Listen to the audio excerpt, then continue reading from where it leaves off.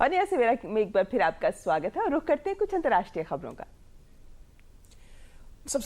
पहले बात करेंगे अमेरिकी चुनावों की। अमेरिका में राष्ट्रपति पद की उम्मीदवारी के लिए जारी दौड़ में 11 राज्यों में वोटिंग हो रही है। आज का यह खास दिन सुपर ट्यूसडे के नाम से कहा जा रहा है और उन सभी उम्मीदवारों के लिए यह बेहद अहम है जो ओबामा का उत्तराधिकारी बनने की ख्वाहिश रखते हैं। अभी तक मिली खबरों के मुताबिक रिपब्लिकन खेमे में अलबामा, मैसाचुसेट्स, वर्जीनिया और टेनेसी में डोनाल्ड ट्रंप को जीत मिली है। उधर डेमोक्रेटिक पार्टी में हिलरी क्लिंटन भी अलबामा, अरकानसास, जॉर्जिया और टेनेसी में जीत दर्ज कर चुकी हैं।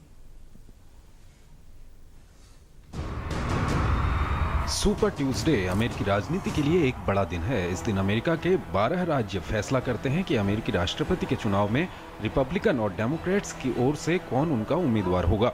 इसके साथ ही अमेरिका में अधिकतर राज्य ये तय कर चुके होंगे कि दोनों ही पार्टियों की ओर से कौन बराक ओबामा का उत्तराधिकारी बनने के लिए उम्मीदवार होगा। सुपर ट्यूसडे के दिन 12 राज्यों में प्राइमरी चुनाव होता है, इसलिए इस दिन को महत्वपूर्ण माना जाता है। प्राइमरी चुनाव में विभिन्न राज्यों में डेमोक्रेट और रिपब्लिकन पार्टियों के सदस्य अपना उम्मीदवार चुनते हैं। सुपर ट्यूसडे के दिन जिन राज्यों में प्राइमरी चुनाव होते हैं वो हैं Alaska, Alabama, Arkansas, Colorado, Georgia, Massachusetts, Minnesota, Oklahoma, Tennessee, Texas, Vermont और वर्जीनिया। इन सभी राज्यों में हुए चुनाव में से अधिकतर का परिणाम बुधवार तक आता है।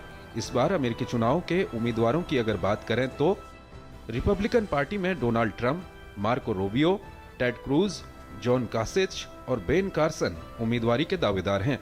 जबकि डेमोक्रेट पार्टी की अगर बात करें तो हिलरी क्लिंटन और बर्नी सैंडर्स के बीच मुख्य मुकाबला चल रहा है। अभी तक 3 चरण के प्राइमरी चुनाव हो चुके हैं, जिनमें दक्षिण कैरोलिना और नेवादा जैसे राज्य शामिल हैं। अब सुपर ट्यूसडे के बाद कई अन्य राज्यों में प्राइमरी और कॉकस के चुनाव होंगे। उसके बाद जुलाई में दोनों दल अपने उम्मीदवारों पर मुहर लगाएंगे और 8 नवंबर को अमेरिका में आम चुनाव होगा, जिसके बाद 5 जनवरी को परिणाम घोषित होगा। DD news. तो अब सबको रहेगा इस सुपर ट्यूसडे के नतीजों का इंतजार, जिसके बाद उम्मीदवारों को लेकर तस्वीर काफी हद तक हो जाएगी साफ। अंतर्राष्ट्रीय खबरों में बात इराक की। पश्चिमी इराक में इस्लामिक स्टेट के आतंकियों द्वारा किए गए आत्मघाती बम धमाकों में सेना के जनरल और 9 सैनिकों की मौत हो गई। हादिया के नजदीक सेना के बेस में 4 आतंकी सेना की वर्दी में घुस गए और खुद को विस्फोट कर उड़ा लिया। इन धमाकों में जजीरा और बदिया में सेना के स्टाफ ब्रिगेडियर जनरल अली अबाउद की मौत हो गई। आत्मघाती हमलों में 8 सैनिक भी घायल हुए हैं। धमाकों की जिम्मेदारी इस्लामिक स्टेट ने ली है।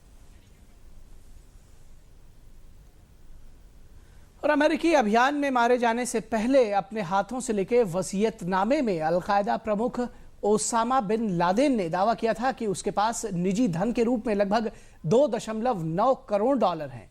इसका एक बड़ा हिस्सा वो जिहाद पर और अल्लाह की खातिर खर्च करना चाहता था। अमेरिकी सेना के विशेष अभियान में पाकिस्तान के एबटाबाद में लादेन मारा गया था।